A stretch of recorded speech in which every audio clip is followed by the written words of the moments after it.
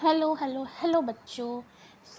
आज हम लोग मैं पढ़ाने जा रही हूँ आप लोग को एक न्यू चैप्टर हिस्ट्री का जो 7th के बच्चों के लिए है, क्योंकि सेशन अब स्टार्ट होने वाला है तो मैंने स्टार्ट कर दिया आप लोग को पढ़ाना। तो अगर आपको सारे ICSE बोर्ड 7th के वीडियोस चाहिए, इस चैनल पे आपको सब कंटेंट मिलेगा, तो आप सब्सक्राइब करके रखिएगा।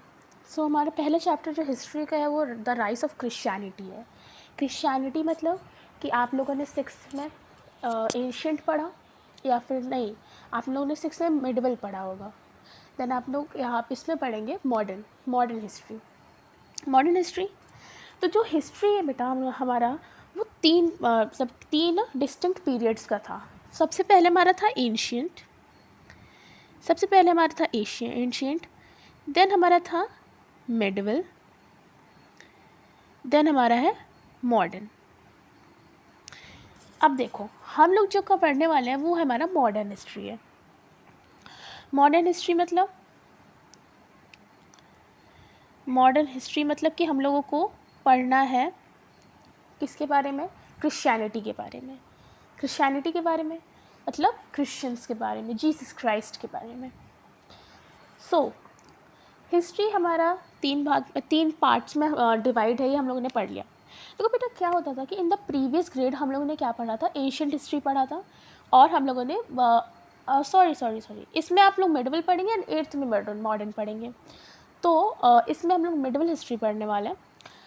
एंड मिडवल हिस्ट्री मतलब मुगल यस, एंड मॉडर्न मतलब क्रिश्चियनिटी, जहाँ तक मुझे पता है। पर आपको इस 7th में आपको मिडवल पढ़ाया जाएगा और 8th में मॉडर्न पढ़ाया जाएगा, ठीक है। आज इस बार हम लोग मिडवल में फोकस करने वाले हैं, मिडवल हिस्ट्री पे, ठीक है। मिडवल हिस्ट्री में क्या बेटा कि द वर्ड मिडवल, जैसे कि late me erase this first. अब देखो वेट अ मिनट। तो जो हमारा शब्द है मिडवल मतलब बीच का पीरियड, नहीं बहुत मॉडर्न, बहुत ज़्यादा मॉडर्नाइज भी नहीं हुआ था और बहुत पुराना भी नहीं था, ठीक है। पुराना भी बहुत ज़्यादा नहीं था, एंशियंट भी नहीं था और ना ही मॉडर्न था, बीच का पीरियड था, ठीक है। अब मिडवल शब्द जो बेटा हुआ है ना, ये ओरिजिनेट हुआ है एक लैटिन वर्ड से जिसका मतलब है मीडियम एवियम, ठीक है। ये बेसिक नॉलेज के लिए आप लोग के ये दो शब्द, ठीक है। मिडवल पीरियड इन यूरोप, ये हम लोग इस वाले में पढ़ने वाले हैं कि जब यूरोप में मिडवल है, जैसे कि हम लोग इंडिया में क्या होता था कि मुगल्स आए थे तो उसको हम लोग क्या कहते थे? मिडवल पीरियड, ठीक है। और हम लोग इस टाइम मॉडर्न पीरियड में जी रहे हैं। और जब यूरोप में मिडवल पीरियड आया था तो उस टाइम क्या हो रहा था? उस टाइम हमारा यूरोप में जब आया था तो उसमें क्रिश्चियनिटी फैल रही थी। और ये कब फैल रही थी बेटा? 5th सेंचुरी में, ठीक है। तो ये सब हमारा बेसिक नॉलेज है कि कहाँ से स्टार्ट हुआ, कैसे स्टार्ट हुआ, है ना।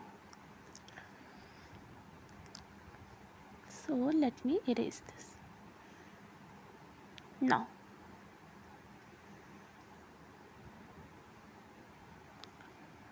ओके, सो ये 5th सेंचुरी में हमारा स्टार्ट हुआ, जो वेस्टर्न रोमन एम्पायर में हुआ था। वेस्टर्न, ये भी आप याद कर सकते हैं, वेस्टर्न में स्टार्ट हुआ था। और 15th सेंचुरी तक with begins of Renaissance and the age of discovery, however several development categorized the transition of ancient to medieval.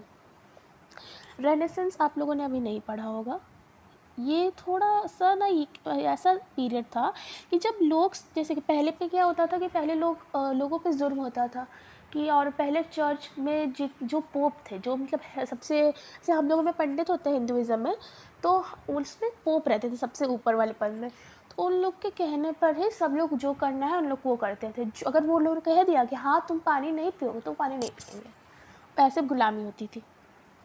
तो इसी को चेंज करने में रेनेसेंस जो है वो डेवलप हुआ। ठीक है। अब और सेवरल एज ऑफ डिस्कवरी, जब रेनेसेंस डेवलप होने लगा तो बहुत सारी इन्वेंशन होने लगे, जैसे प्रिंटिंग प्रेस हो गया, जैसे हमारा प्रिंटिंग प्रेस हो गया, ठीक है, एक सेकेंड,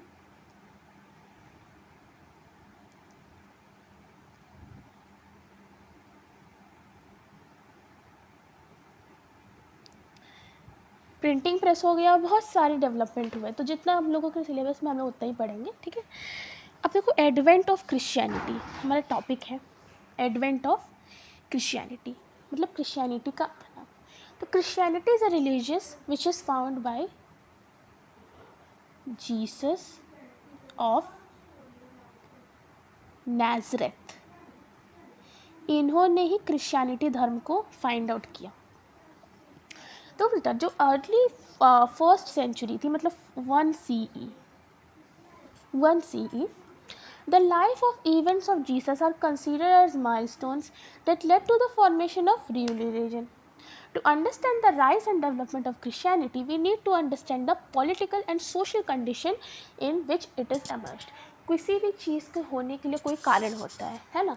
अगर रिलीजन आया क्रिश्चियनिटी का तो उसका कोई कारण होगा, कोई लिविंग कंडीशन होगी जिसको जीसस ने विरोध किया था।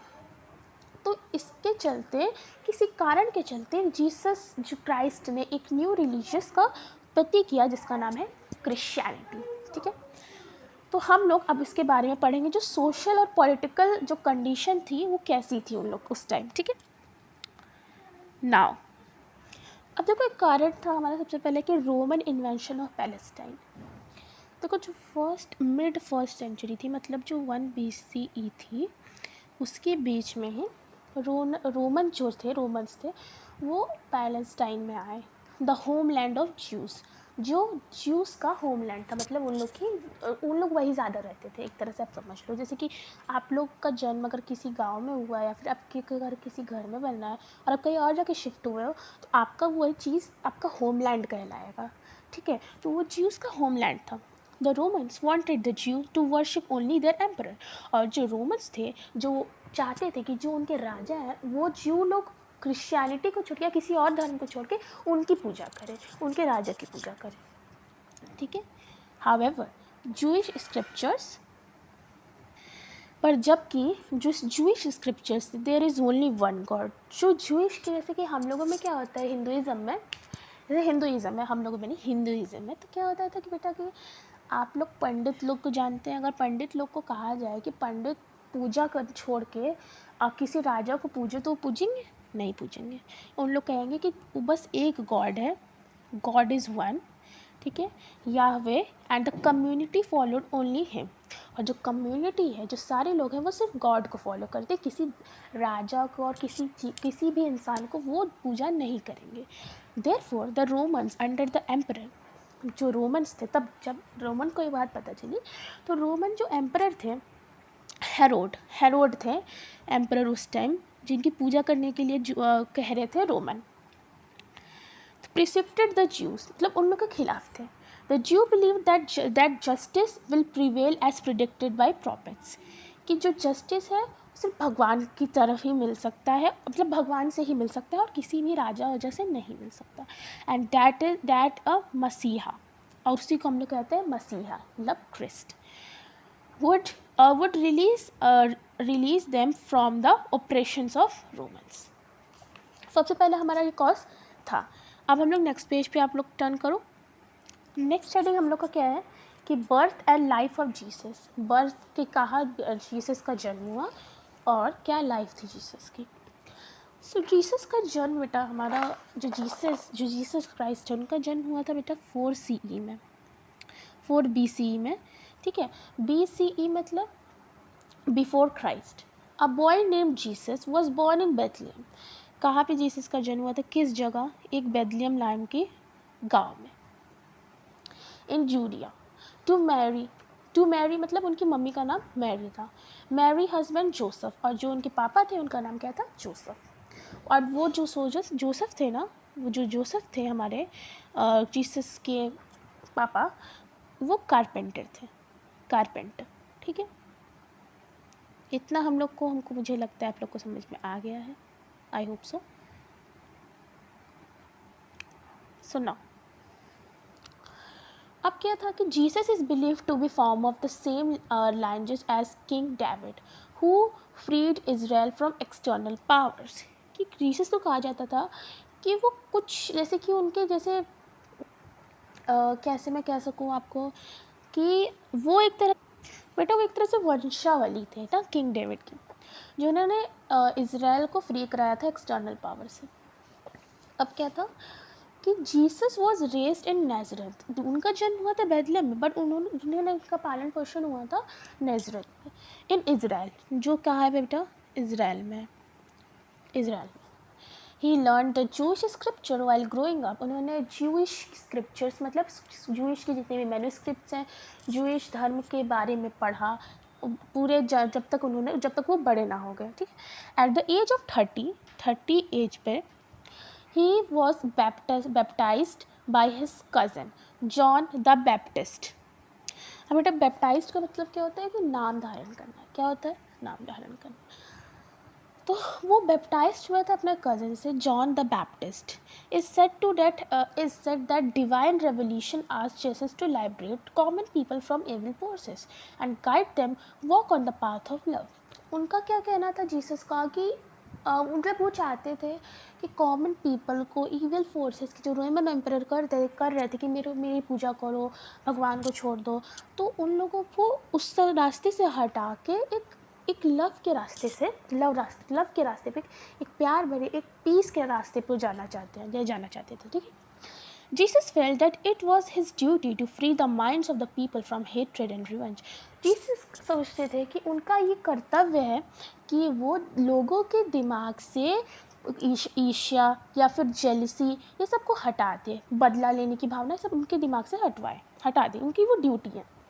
Jesus was believe to be the son of God. Jesus को कहा जाता था कि हाँ भैया, कहा जाता था कि वो सन थे गॉड के. क्या थे? बेटे थे गॉड के. And the awaited Messiah and prophesied the Old Testament. Jesus traveled through Galilee for 3 years. Jesus जो थे गैली जगह पे से 3 years तक चलते रहे और ग्रुप ऑफ 12 लॉयल फॉलोअर्स और उनके साथ 12 लॉयल फॉलोअर्स उनके साथ मतलब प्रीच करते गए, मतलब उनके साथ साथ चलते रहे. जैसे इंसान अगर जा रहा है अपना ज्ञान दे रहा है तो वैसे उनके फॉलोअर्स भी बढ़ते जाते. तो जब गलीलिया से उन लोग 3 साल बाद आए तो उनके पास 12 फॉलोअर्स थे जो लव के रास्ते पे जाते थे. उनके पास कोई हेट्रेड नहीं था, कोई रिवेंज नहीं था. Preaching his message these 12 followers of Jesus known as apostles. जो ये 12 फॉलोअर्स थे ना बेटा, इनको क्या कहते थे? एप्स्टेल्स कहते थे. ठीक है, इतना हम लोगों ने समझ लिया. क्या बर्थ हुआ, कब बर्थ हुआ, कैसे बर्थ हुआ, उसके बाद कैसे जीसस ने लोगों को बताया कि हाँ भाई हेट्रेड छोड़ दो, पाथ चलो, लव के पाथ पे चलो, हेट्रेड रिवेंज ये सब छोड़ दो. और जब उन्होंने गैलिया में जाया 3 साल गैलिया में निकलते उनके 12 लॉयल फॉलोअर्स बढ़ गए और उन्हें क्या कहते थे हम लोग? एप्स्टेल्स कहते थे. अब नेक्स्ट क्या पॉइंट है बेटा हम लोग का? Let me first clean this.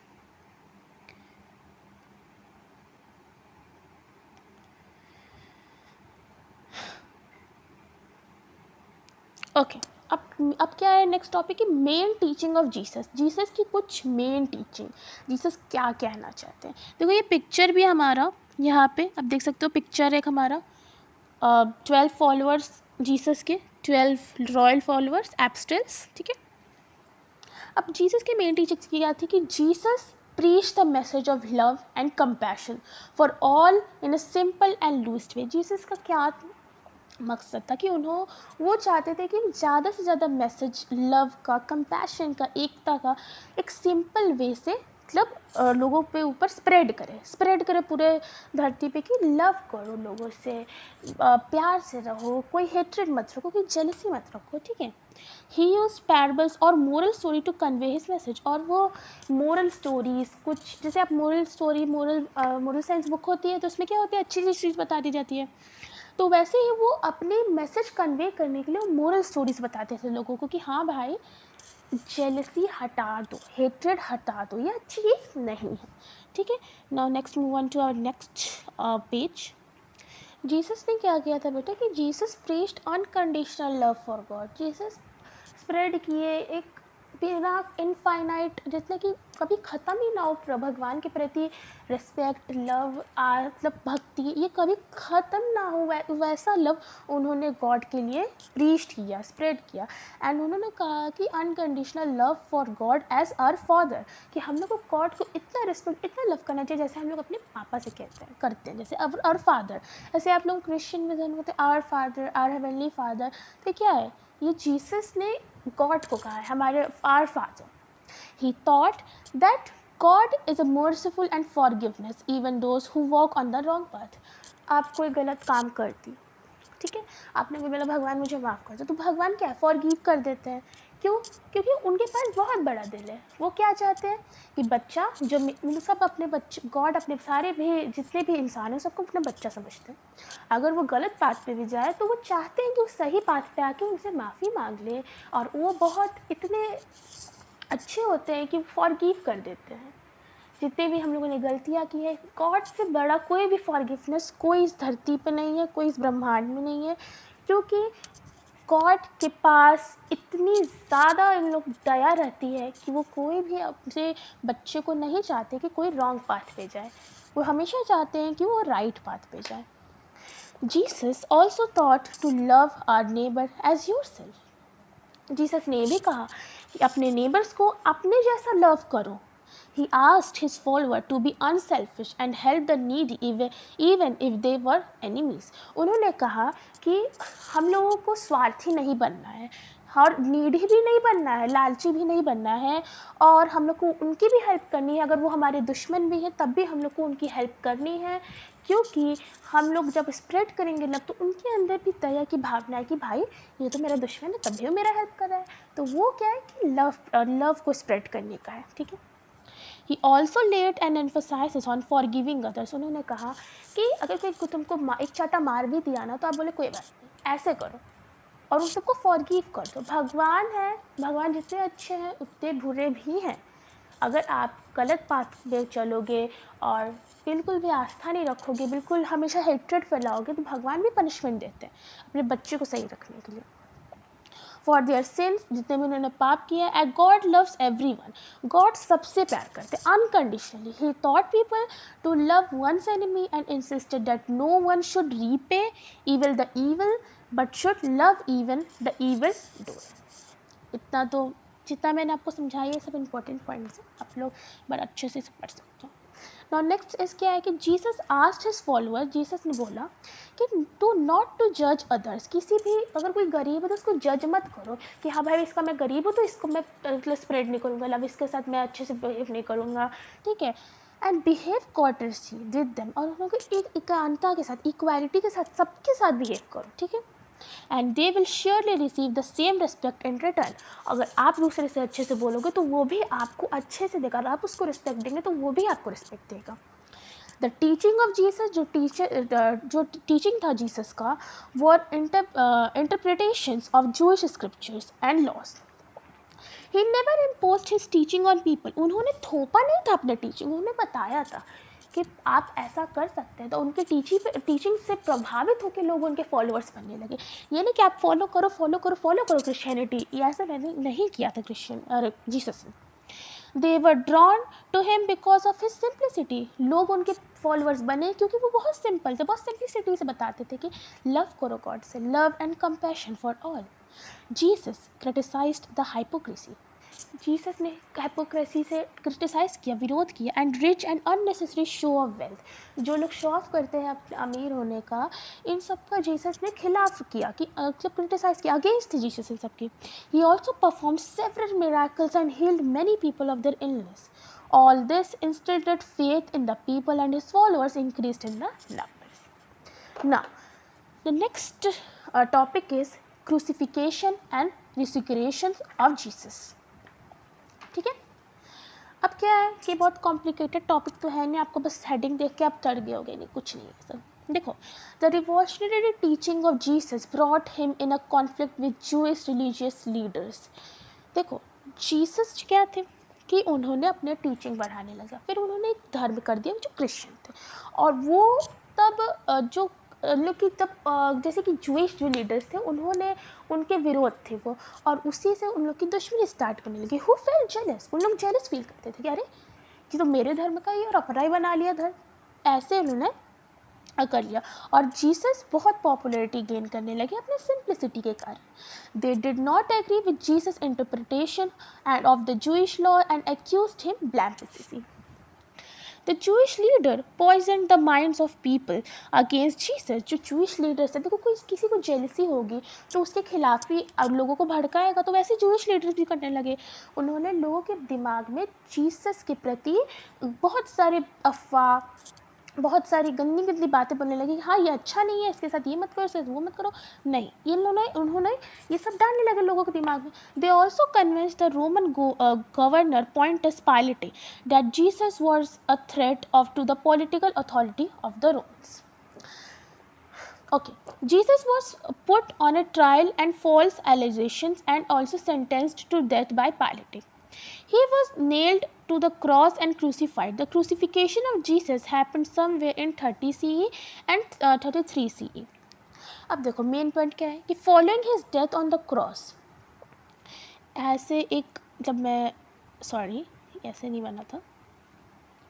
आप अगर क्रिश्चियन स्कूल में पढ़ते हो बेटा तो आपको हर एक क्लासरूम में ऐसा तो ज़रूर बना होगा, ऐसे एक ऐसे करके एक प्लस का साइन रहता है, इस पर जीसस क्राइस्ट ऐसे ऐसे अपना हाथ ऐसे फैला के ऐसे रखे हैं, तो वहीं पे उनकी डेथ हुई थी ऐसे एक सील टॉम में।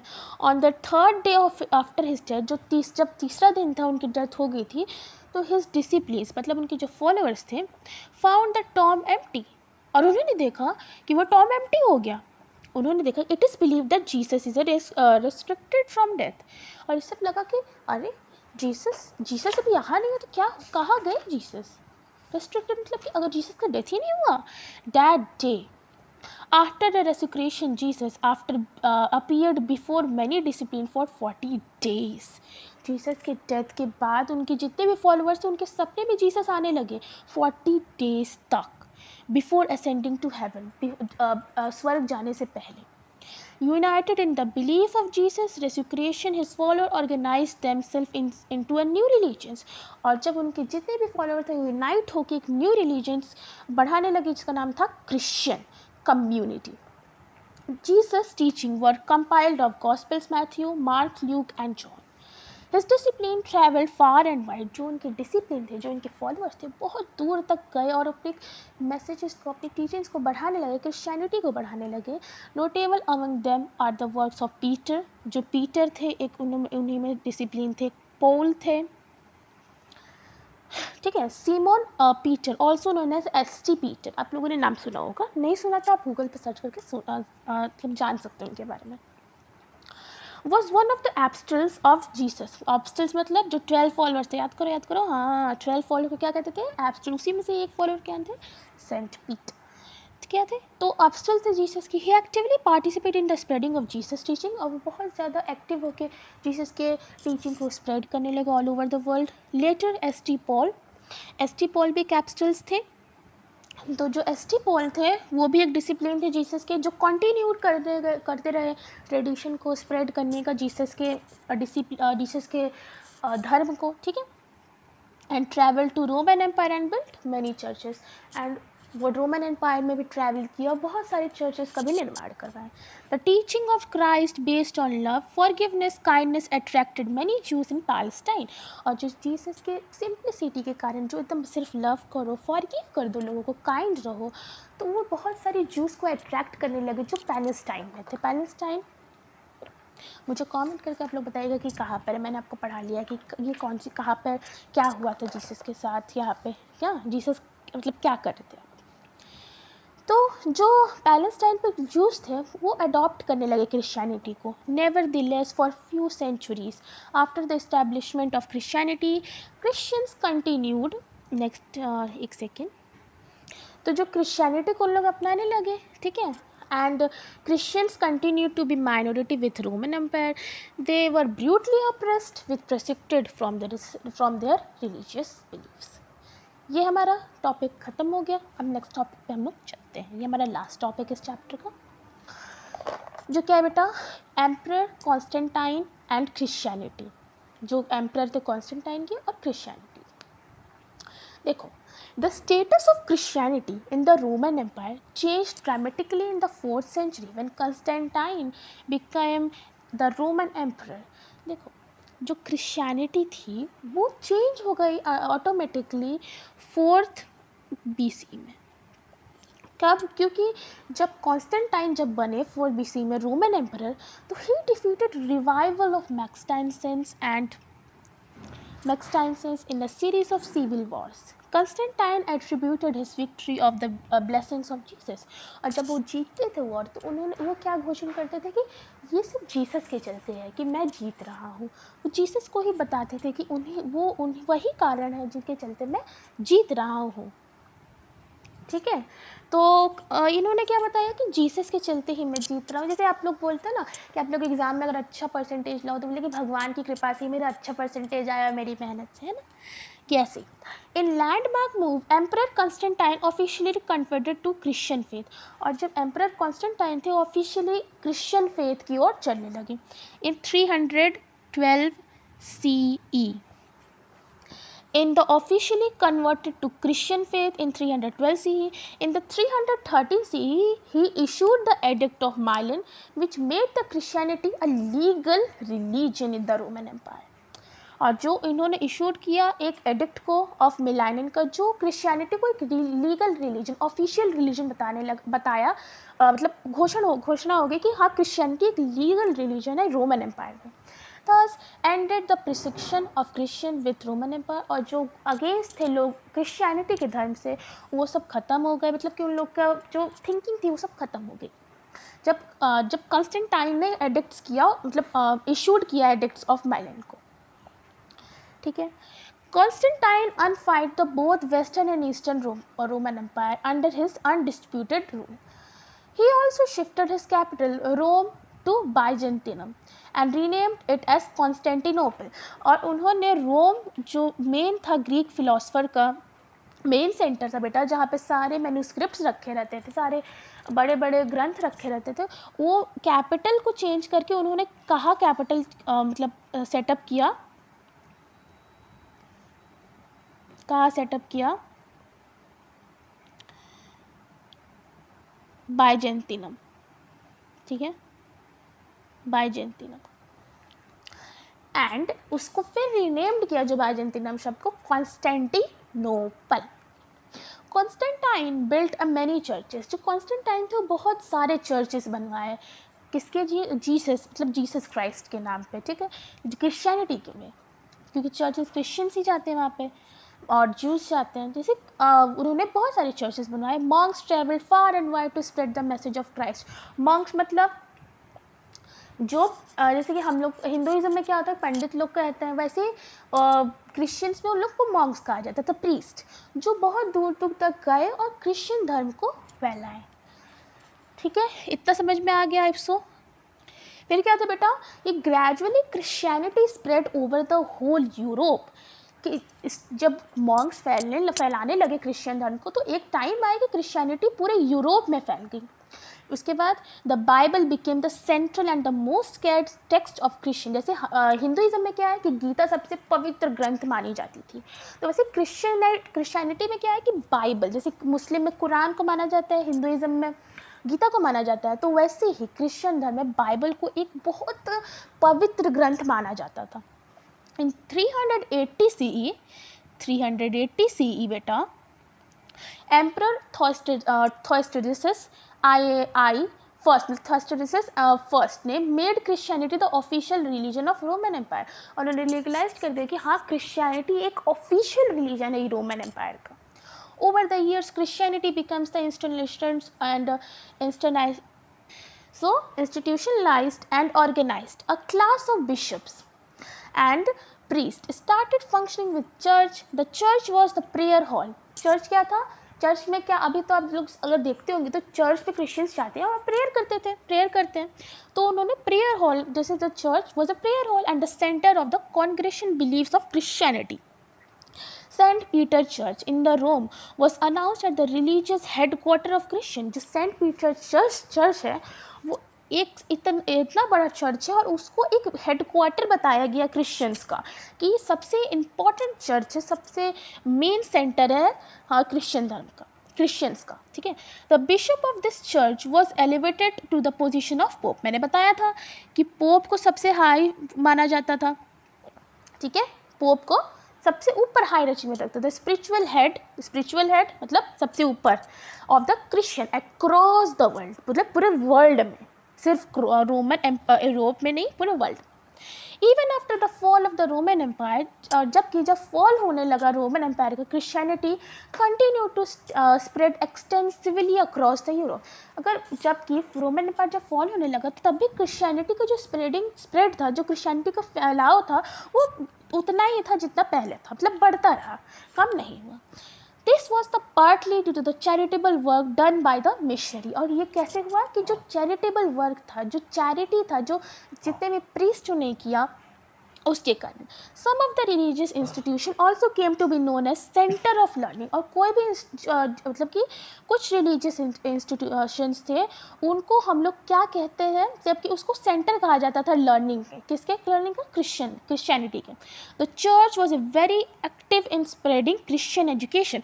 और जो चर्च था वो बहुत एक्टिव जगह था, जो क्रिश्चियनिटी के बारे में बताता था, क्रिश्चियंस के एजुकेशन के बारे में बताता था। तो ऐसे ही हम लोग का ये चैप्टर पूरा कंप्लीट हो गया है पूरे अच्छे से। अगर आपको कोई भी डाउट है तो मुझे आप कमेंट करके पूछ सकते हैं। और आपको सारा कंटेंट क्लास 7th ICSE का, सारे हिस्ट्री, सिविक्स, ज्योग्राफी, इंग्लिश, सब कुछ आपको इस चैनल पर मिलेगा। तो please to subscribe. That's all, take care and good bye.